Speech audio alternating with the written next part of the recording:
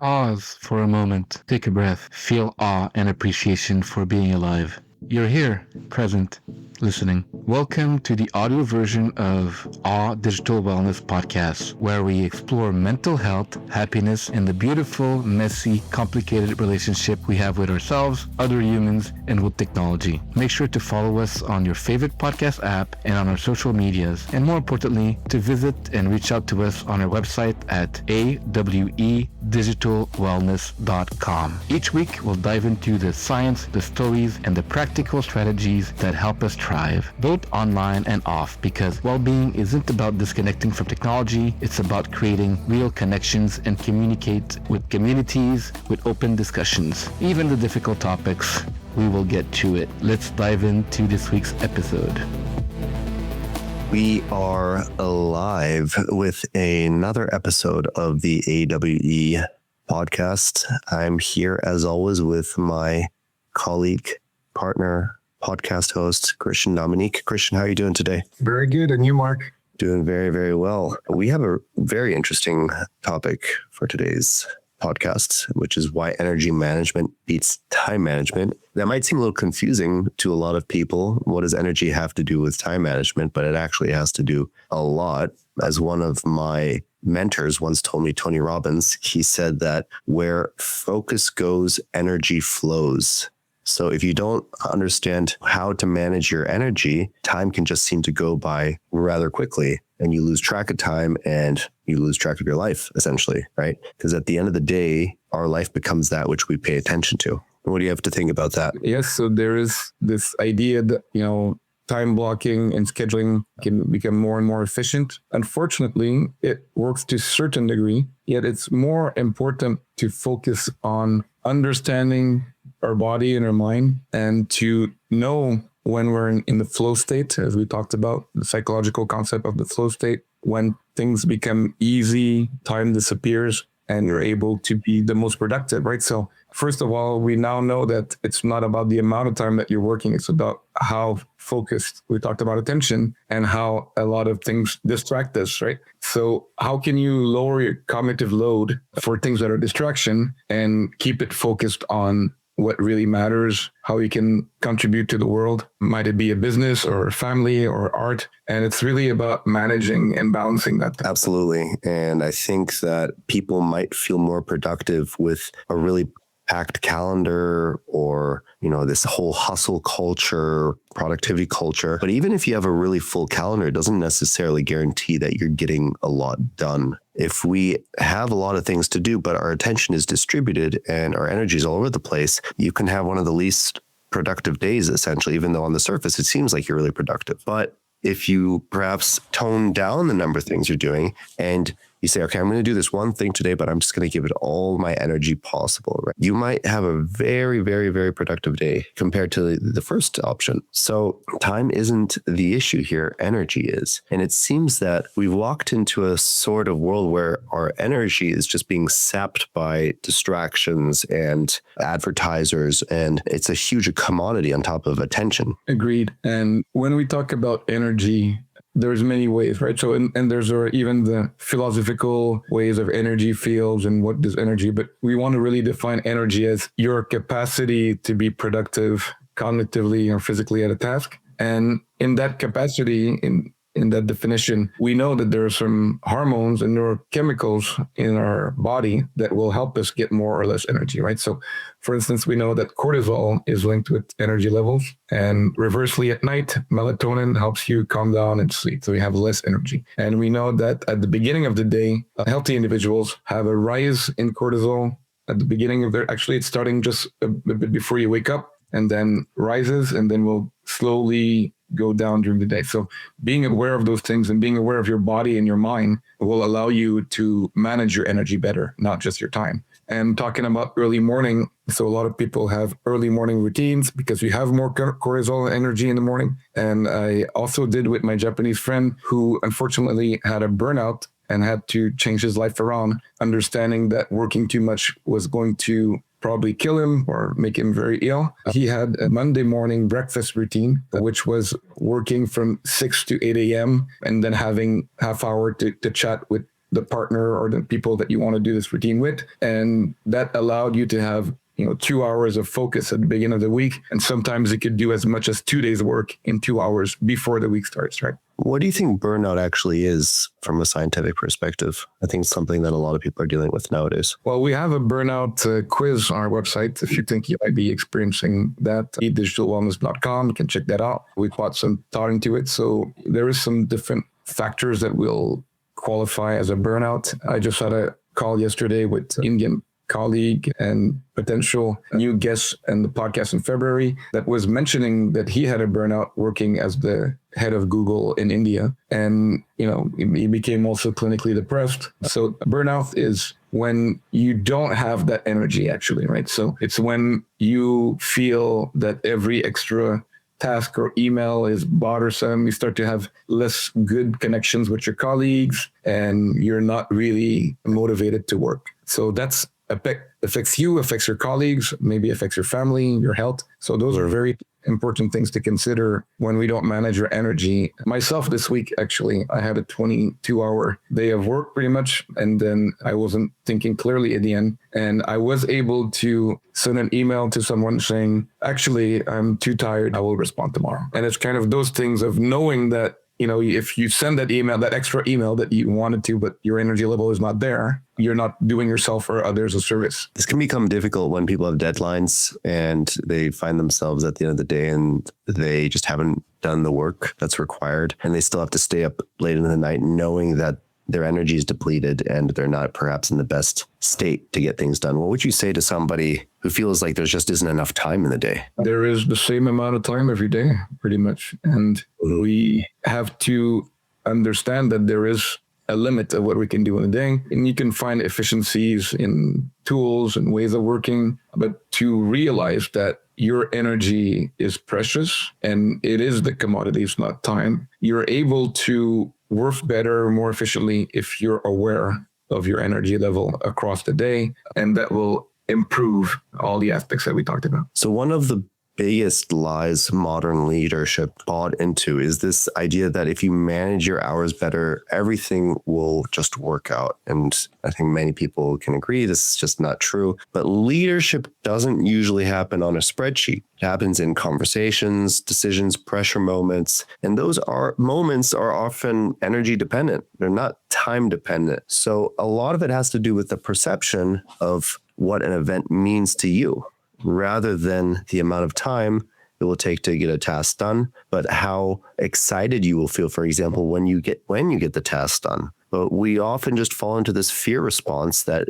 somehow has been conditioned into us. So what we want to do is shift the conversation away from productivity hacks and towards something more fundamental, which is our capacity perhaps to overcome difficult obstacles, challenges by changing the way that we perceive these events. So the real question isn't how much time do we actually have? It's what state are you in when you show up? So you can have an empty calendar and still be ineffective, and you can have a full calendar and still be deeply impactful, but your energy needs to be regulated throughout all of this. So one of the things that I do when I find myself having difficulty focusing, for example, and I learned this from a Tony Robbins conference, is that I often have to just get up, start jumping, listen to some music, remind myself of what it is that I'm working towards. Because I think when we're working long hours, the goals can just get lost in the mix and we forget why we're even showing up in the first place. What's the purpose? What's the big why? It's important that we remind ourselves, and you have to get yourself into state before you can actually approach the task again.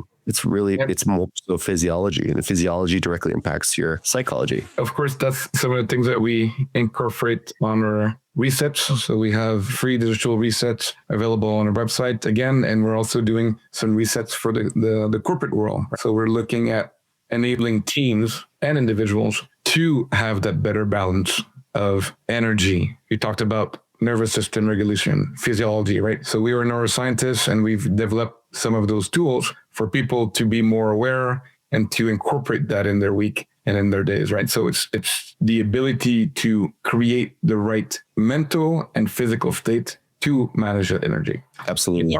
You talked also about meaning, motivation and meaning. And, one of my pillars of happiness is purpose. We want to also remind people that you will have more energy if there's a purpose in what you're doing. If what you think is you're doing is purposeless or meaningless or has low value, you're not really contributing to the society, then it might be difficult for you to engage in that work. 100%. So I think purpose is the thing that gets a lot of people out of bed in the morning, whether it's feeding the family or trying to change the world in some way. It has to be deeply meaningful, and not in a sort of way where you repeat a mantra 5 times in the mirror, but that you actually go out, gather evidence, and see yourself being successful at attaining that thing that you find meaningful. So we're seeing, we talked about leadership last week, but we're seeing leaders, when it comes to time management, at least, optimize hours while silently draining their nervous systems. And so the output might look impressive, but the judgment, patience, creativity, and presence are collapsing on top of each other.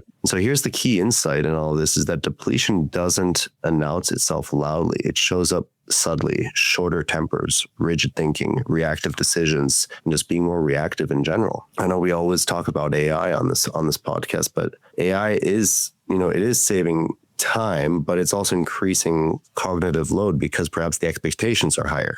A tide raises all boats are raised by the same tide. So we're processing more inputs faster with less recovery, but there's just much more expected of us. Yeah, so there is time for average employees now, and you can think back of when we still had landline telephones, and customers would wait a week to respond to get something, or a fax, or the emails now, or normally people expect you to respond the same day, and then you have like other tools, and you have your cell phone, your smartphone, so you're working, you're always expected to be available, and that's not the best way to think. You've probably also heard of the book, The 4-Hour Week. And it's and I've been doing this for a long time.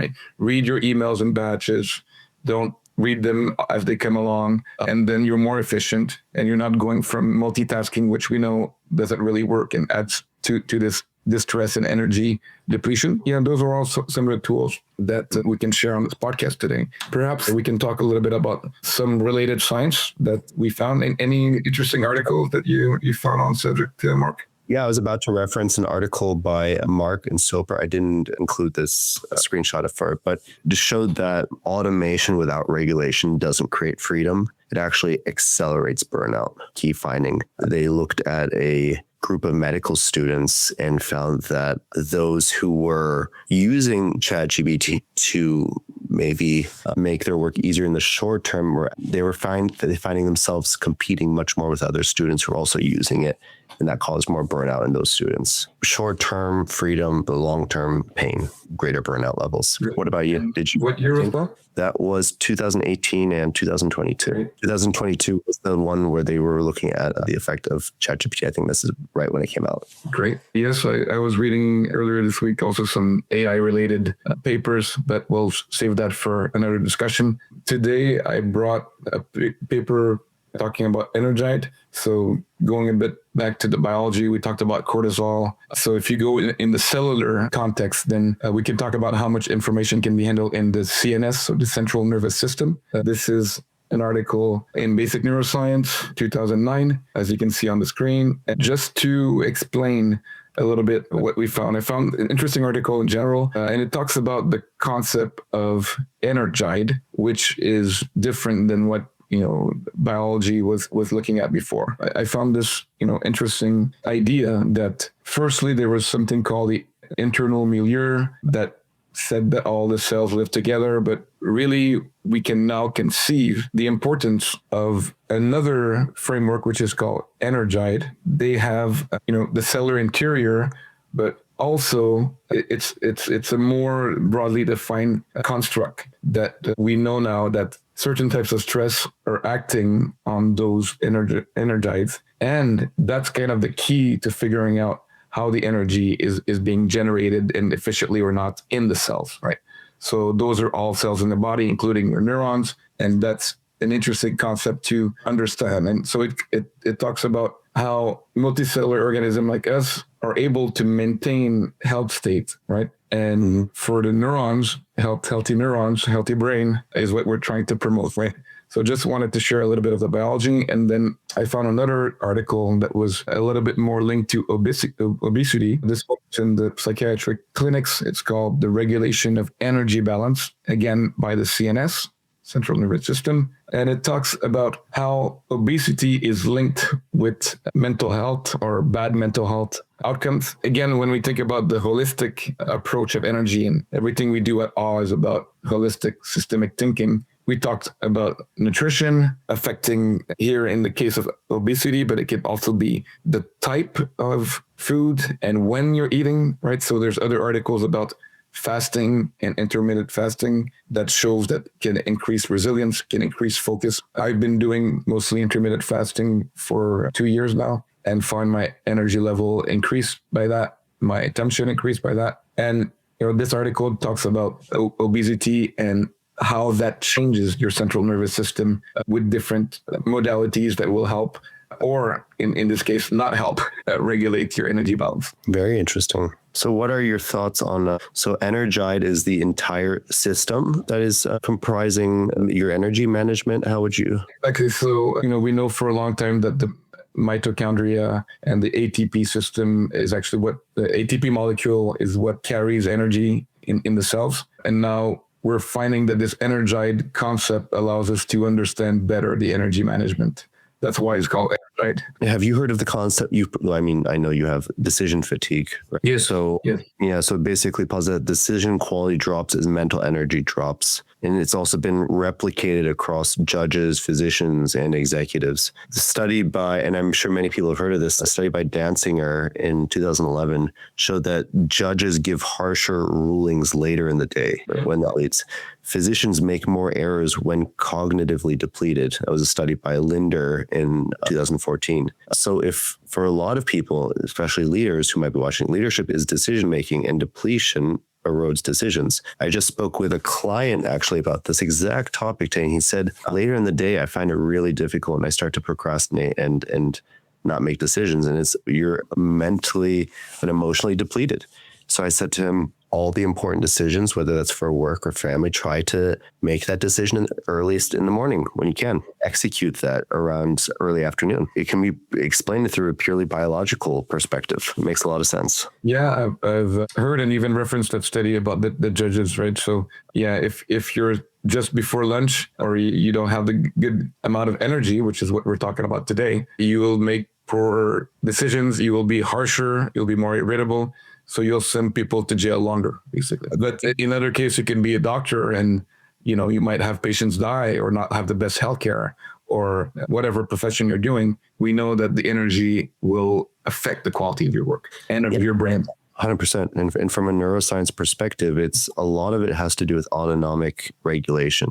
If you're chronically sympathetic, meaning that you're always on, you're always in the reactive state, your prefrontal cortex essentially goes offline. This creates stress on the long term. Stress impairs executive function and emotional regulation. There was another study by Arnsten in 2009 that demonstrated this. And when the prefrontal cortex is offline, leadership or just work in general becomes impulsive, rigid, or avoidant. So that is why, burnout and energy regulation are closely tied to each other. Very good points, Mark. To conceive this as don't make decisions when you're angry, or so don't make decisions when you're hungry as well, or hangry decisions. Yeah. Still got to decide where to eat. I mean, when energy drops, 3 things usually happen. Decision quality drops, emotional reactivity increases, relational trust erodes. Tend to just snap at your team, and that's not a personality flaw, it's physiology. Right? So lots of other studies, Maslach and Leiter in 2016 found that burnout strongly correlates with reduced empathy and increased cynicism. Kuchaki and Desai, 2015, leaders under chronic stress are perceived as less trustworthy. So it's not just the impact that it has on your decisions, but it's how you're perceived by your colleagues as well that it ultimately impacts. There's a two-way street here. Yeah. And, if we want to be a little bit more specific, what can drain your energy? You can ask yourself, what's one task that drains your energy no matter how much time you give it? So what are the tasks that maybe you don't have that meaning or purpose and you feel tedious or it drains your energy, or you're an introvert and you've had too many meetings or too many people to see. So what are those things that you know drains? And also, what are the things that you know that are increasing your energy? And how can you balance your day in days and weeks to have that good balance? Right? Yeah, and I think something as simple as going for a walk can help restore energy if you're feeling like you just can't focus anymore. Getting up, doing a little dance, listening to music, going for a walk, going to the gym, all that stuff. If you want to like see an impact here, super important. So there's another study by Roenberg in 2012 that showed that chronobiology, so i.e. Your circadian rhythm, and the research there shows that aligning work with peak energy windows improves performance and reduces errors. A lot of people that you meet, they'll say, yeah, until 12 p.m. That's my prime time for making decisions. So if you know that, then delegate your tasks that are maybe very tedious and to somebody else during that time, and focus on tasks that are going to involve a lot of decision making. High impact strategic tasks. Also to understand that,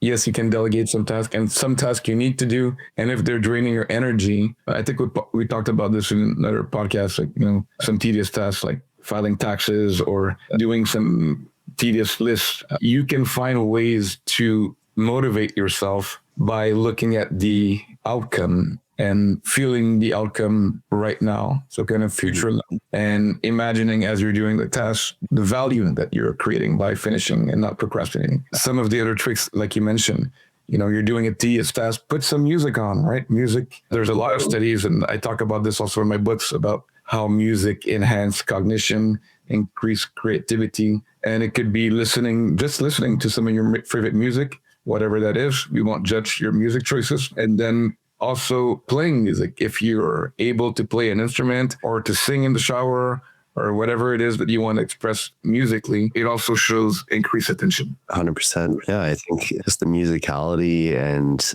getting into state, all these things, they have direct impacts on your physiology. So I think that people who learn how to regulate their energy and they learn the peak states for energy, they often learn to take advantage of their own biology rather than feel like it's working against them. As I said before, your emotional state, your energy state can directly affect the people that you work with. And if you think that, David, this isn't so important, well, think about the direct impact it has on your family, on your team members, on the people who are around you. That can be a very compelling reason to take this seriously then. And, we talked also about, nature. We know very well the psychology and neuroscience and also physiology of awe. Awe states also increase your cytokines, so your immune system. So it's all linked, right? And we try to create in the world with our Awe Digital Wellness company, but also with our tools, with the reset and inside the company to make sure that we can also laugh. And Mark and I laughed a lot in meetings and also on the podcast sometimes. And we had a nice collage of all the laughs we had last year in our yearly recap. Laughter is also something that will increase your energy. Mildly on some simple stuff. Smiling makes a huge difference. You don't suggest you doom scroll some meme videos for laughing. Laugh with a real person. Go and bother someone and make a joke, and that's probably going to be better. 100%. Another scientific study that I found, shows that in the neuroscience, when stress hormones like cortisol stay elevated, the brain literally shifts control away from prefrontal cortex, the exact area that is responsible for judgment, empathy, and long-term thinking, right? And it steers it more towards reactive survival circuits. And when people are in this state, it's just so much more difficult to actually focus on tasks that are essential and important for the team, because you're not goal-oriented, you're more in a reactive state. Yeah, and we also talked about finding the way to respond and not react, right? And that's why we, this is the calm month, and trying to explain that these pauses, this time in between thoughts, these times in between meetings, right? Some people have meetings back to back to back, and that might work for a while, but maybe you need a pause between some meetings. Maybe you need to plan that so that your energy level stays up. I think a good question to ask yourself is when you overreact, or it's not like, why did I react that way? The question that you should ask yourself is,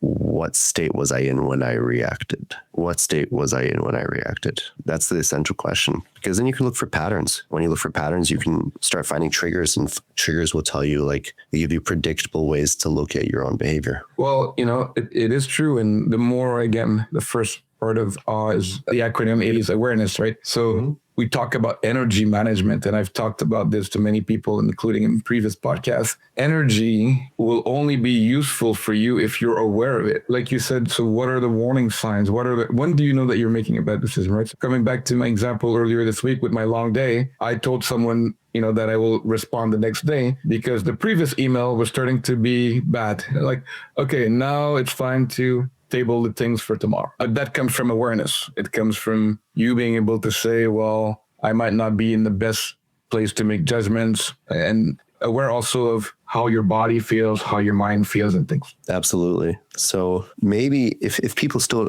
don't really understand the point that we are getting at here, imagine that there's two leaders with identical calendars. They have the same number of meetings, same deadline, same team, but one is regulated, rested, and grounded. The other one is depleted, overstimulated, perhaps doom scrolling a little bit and running on caffeine and urgency. Both of those have 24 hours in the day, but they both have radically different outcomes. One listens, the other interrupts. One makes fewer but better decisions. The other makes more decisions and perhaps regrets half of them. So this study by Danziger and also another study by Baumeister in 1998, they attribute this directly to decision fatigue, which leads to impulsive short-term choices. And that's why time is a misleading variable and energy is the multiplier here. So much more important. And I think I've spoken with a number of leaders who come to me saying, I'm busy all day and somehow nothing important got done. And that's usually a sign of reactive energy. When energy is low, the brain seeks relief, not impact. So you default to email, Slack, meetings, things that feel productive but don't require depth really. So another study by Kurzban in 2013 stated that under cognitive fatigue, humans prefer low effort, high stimulus tasks. Repetitive energy mismanagement will lead to cognitive fatigue, which will perhaps lead to the seeking of these things like Instagram, YouTube, Reddit, TikTok, all these highly stimulating devices, which are just ways to distract yourself from the more meaningful. Yeah. 100%. So productivity becomes performative. It looks good. It feels busy, but it avoids the work that actually matters. Thanks for sharing, Mark. Very good insights. As we have on our Friday podcast, we are live, as you know. If you're watching this later, then that's also good. Reach out to us. But now is the time for the first Q&A. And you can always chat in all the channels that we're live in. If you have any questions or comments, how is your energy management going so far? How could it be better? Do you have any tricks? We talked about a few of them already. Do you have some others that you want to share? And if you have questions for Mark and me, we'll have a Q&A section. Oh, we do have a few. So I want to study, but I'm not able to study earlier. My main goal was to crack the exam. That has changed, but I want to do something else. I want to study, but I'm not able to study. I think it's the same question. So I want to ask you something. Sir, I'm a student. Okay. So you want to go first? I want to study, but not able. Clear. Something else. So This person. I want to study, but I'm not able to study. Earlier, my main goal was to crack the exam, which probably passed the exam. That's changed it, but I want to do something else. So it sounds like he wants to study, but he's not able to study. The goals, so now he doesn't want to pass the exam else. The question I would ask is, why has the goal changed, right? Was the goal to finish the exam and then all of a sudden you didn't want to finish the exam? Perhaps that could be why it was difficult to study. A lot of people find it difficult to study because they don't really see the reason they're studying in the first place. It's not really tangible to them, like why they're studying. It just feels like effort. So I would find your big why, like why are you studying in the first place? Why do you need to pass that exam? And create that narrative, create that story for yourself. Thanks, Mark. I can add, around the same subject, right? So we talked about purpose and meaning, right? So what is that exam, cracking that exam? Can you visualize it now while you're doing it and being motivated that, I'm going to really, kill it. It's going to be an amazing exam. I'm going to get a good grade. I'm going to feel good. And you can also imagine, because we know that unfortunately, sometimes negative motivation is better than positive. We suggest, and we're using positive psychology in most of everything that you do. But if it's very difficult, you can also say, what would I look like if I don't do the exam? And then I said I had the time to study, and we talked about time, but I didn't have the right energy or mindset. How does that affect you visualizing you failing? And it's not also to make you fear that I'm a failure. It's not, you don't have to identify to that potential failure, fail the exam or didn't do as well as I wanted to, but more to say there's two choices. And if I want to get there, what's the journey that I need to go to the better outcome? There is no good or bad in the world in terms of philosophy. We're just here, we're aware, but we want to achieve some outcomes, right? So that's why we wake up and we have a purpose, right? And then if you're in psychology, we say adaptive or maladaptive. Is your behavior adaptive to your goals or your purpose, or is it maladaptive? And then if you want to change the behavior, Mark said it first, maybe change your goal. And then as we're talking today, what other things can change your energy? So do you need a nap right now? Sometimes you need a nap. Do you need to go out? Do you need to eat? What's the energy? And we also know if you eat too much or if you eat at a certain time, that's why fasting and intermittent fasting actually increase your energy, because after you eat, then you need to digest. And when you're in the digest phase, then you have a lower level of energy. So, all those things can be considered. And thanks a lot for the question. I hope that was helpful, Alexandre ID, that asked us that beautiful question. And good luck for your exam. I think that you'll crack it if you get to it. Yeah, crack the exam. Maybe we can talk a little bit about trust for a second. And a lot of times when we're talking about these digital dispersed teams, they don't necessarily lose trust because leaders are imperfect. They lose trust because leaders are inconsistent. And inconsistency is often an energy issue, not a values issue. Because when you're regulated, you're patient. When you're depleted, you're sharp, dismissive, or rushed. So another study by Porcelli and Delgado in 2009 showed that stress reduces emotional regulation and increases negative bias. So, the same leader, but different energy. The team experiences that as unpredictability, and unpredictability erodes trust. Very good point. I was reading a book last week and I posted a few LinkedIn posts on The Courage to Be Happy, which talks about Adlerian psychology. You can check out my post on LinkedIn, Christian Dominique, QUE. And to sum it up, there's a lot in that book and a lot of great stuff. But one of the things that I liked was their definition. It's a Japanese duo that wrote the book, and they have studied Alfred Adler, psychologist and philosopher, German speaker that I think was from Vienna 100 years ago. He talked about trust and he talks about respect, and his definition of respect is very close to. So personally, I don't like the word love. I don't like the word respect. I think they're overused. I think people use the word love as an emotional feeling, where love can be more of an action than a feeling. In terms of respect, I think that, people always say that they need to feel respected and the boundaries, but it's very subjective. Definition of respect, I finally found one that I like. And he talks about respect being seeing someone for who they are and kind of appreciating. So it's really close to my, 4A's framework of awareness. So you're aware of them, then you accept them, acceptance for who they are, and then you even appreciate them just for that. So that's pretty much 3 of my 4A's framework in that definition of respect. And, respect, going back to what you're talking about, trust, when someone feels heard and seen and you're not ascribing judgment, so you're there, supportive, listening, understanding, not judging, then that's how you can also create and maintain trust. Being supportive, listening, and not judging. Yeah. Very interesting. So building trust is highly influential and important in energy management. And we have to understand that where people misunderstand energy management is when they think that doing less, slowing down, lowering their standards means less, but it doesn't necessarily. It means doing the right things in the right states. So there was, I think, a sports science article by Kelman in 2010 that showed that elite performers don't train more hours, they recover better. So leadership is no different. Recovery isn't the opposite of performance. It's the precondition to it, essentially. Mm-hmm. Make sure to understand that when your system is depleted, the system overall performs worse, but you have to find a way to get a healthy number of hours of sleep, recover, eat well, and prioritize your energy management here. Exactly. And, we talked about many things that can help your energy, social interaction as well. Talked about nature, but, yes.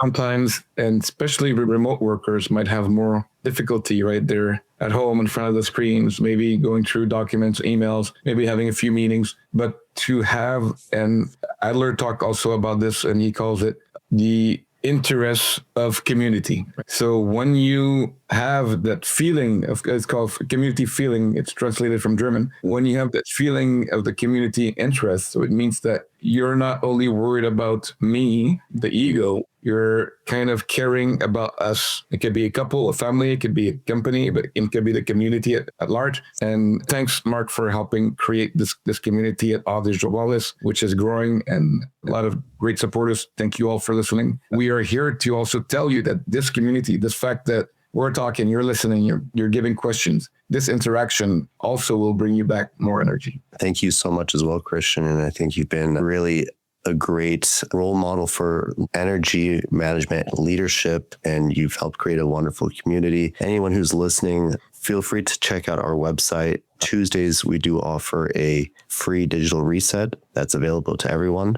And look at our website for a lot of more resources. If you have a lot of trouble translating these insights into action, we do offer some tools like our All Smarter Phone, also available on our website. Fill out the form and you can learn more and get in touch with us then as well.